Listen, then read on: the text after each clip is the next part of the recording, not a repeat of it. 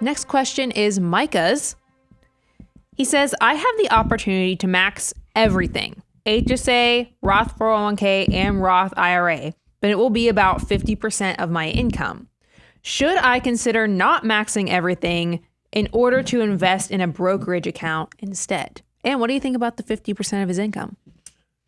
So a lot of people ask us this question in a different sense, Micah. They say, hey, I'm on board with you guys. I want to hit my 25%.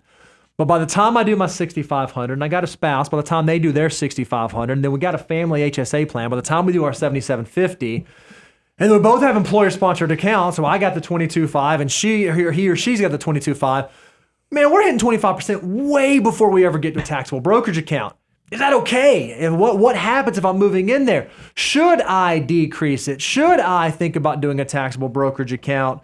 If I'm hitting my 25% before there, it sounds like, Micah, you're even at a different standpoint. You're up to like 50%, and you're not clearing above those thresholds. So, Brian, what should someone in that situation do? What should someone who's trying to decide, is a taxable account right for me?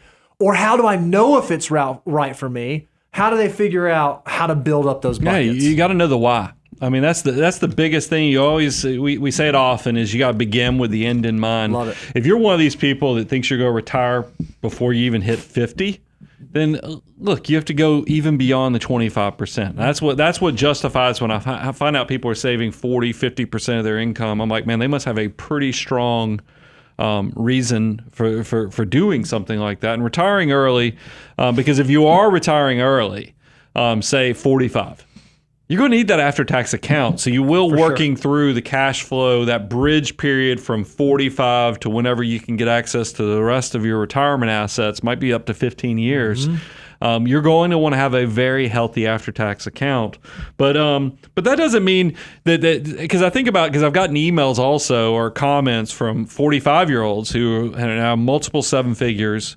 They're still saving $1 zillion, and their family is like, why are we still driving 12 hours to go on vacation instead of flying as a family to get to the same place? There is a fine line between mutant and miser. And I just want to make sure that's why the why is so important, because if you focus, because I tell you on the 3 ingredients of wealth creation with the discipline, meaning living on less than you make, taking that and turning that discipline into the money or the army of dollars that actually get invested, and then having enough time to let the compounding growth actually kick in.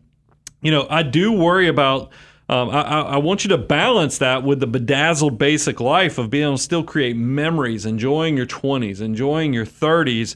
I don't want somebody to go that miser route to where they're beyond the why, and it's now just you're so addicted to the fruits that you're getting from saving and investing and watching the accounts grow, that you're going to miss out on the fruits of just enjoying life. So that's why don't mishear me in saying, Brian just told me to go spend some money.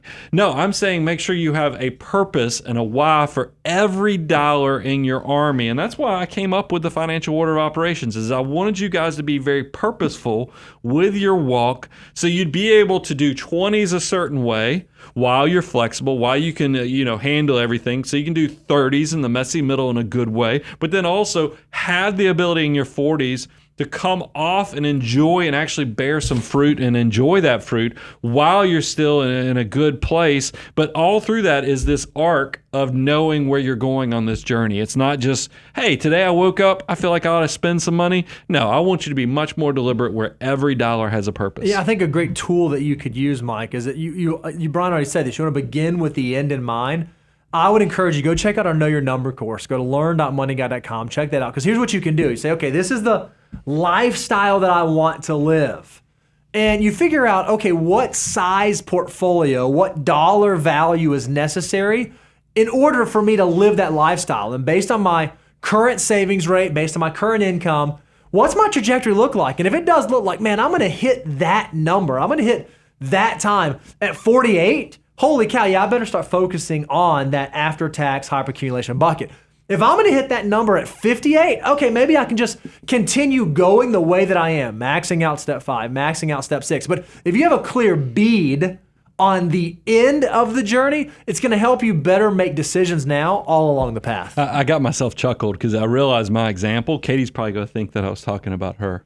Because her most recent family vacation didn't she drive 16 hours? But you know what? She's a car girl. She says she likes the ride. She came back and said it was awesome. So I guess I should have built that into my answer too, is that some people, maybe the vacation is actually the 16-hour car ride. That's it. So once again, be purposeful, but also know what you like and enjoy to do with your family members too. Love it.